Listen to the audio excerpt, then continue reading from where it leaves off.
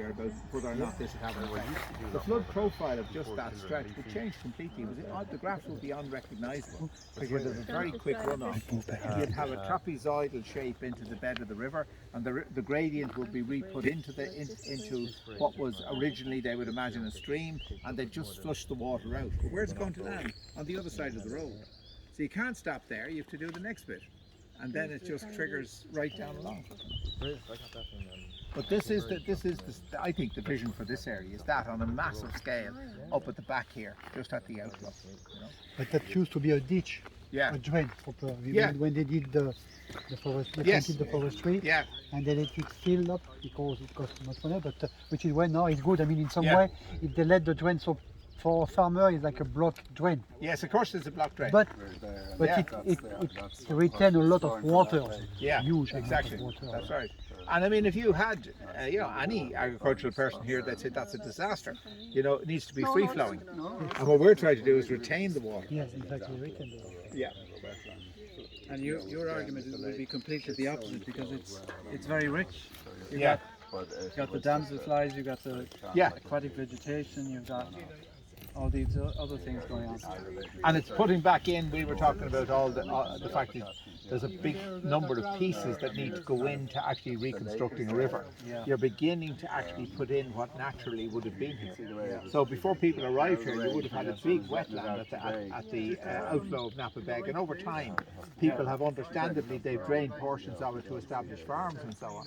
But really, to slow the flow down, what you need to do as much as you can is to recreate those areas. In my view, there's enough intact here for it to be a really good demonstration project. You just need to get the sums right in terms of how you might be able to do it.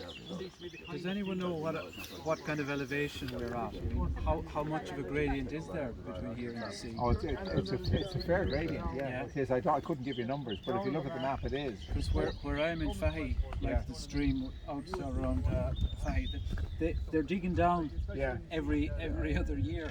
But sure, there's no gradient, there's no elevation. It's quite a grade. You can end of the road here down.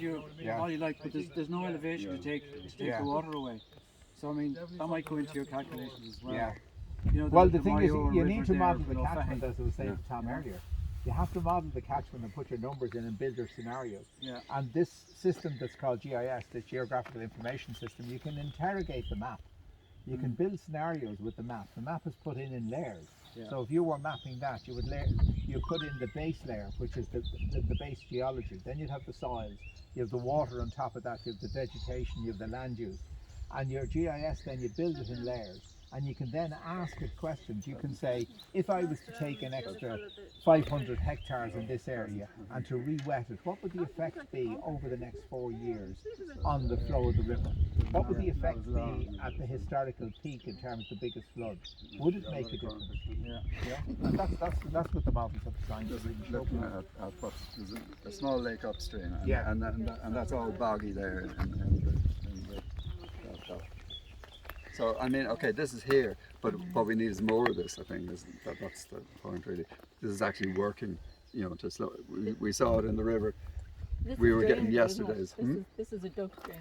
Well, probably for the as Dennis was saying, probably for the forestry. So I wonder, is it maintained? Because ideally, you'd let that fill in, and it would be a swamp. It'll be wider. I mean, and this is reversing anyway. And that'll soak more rain, won't it? Yeah, if and you it'll just, be the slow release effect, it'll be a big like you have here. from the lake above. And if there was land slurry spreading over there in the distance, extra vegetation is what's going to soak it up. Filter it, And it's reverting. There's algae coming up in through there, so it's obviously wet. And and I mean that looks like it's mainly ash too, doesn't it? Yeah, the ash is. They'll be gone. And willow. There's maybe one aspect that maybe for you, you are wish, which is to be a bit silly, but is the water stock, the water that we have some very hot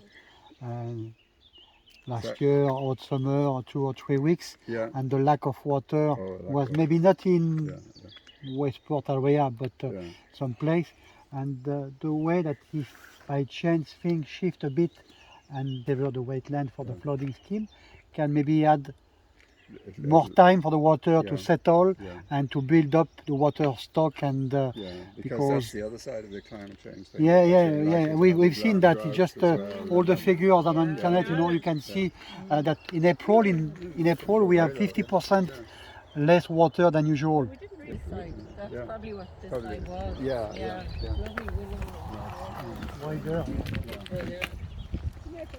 There was a lot of water here when we were here last. Right out there. It can be left on its own, but water right around. Seen it, seen that. Right around.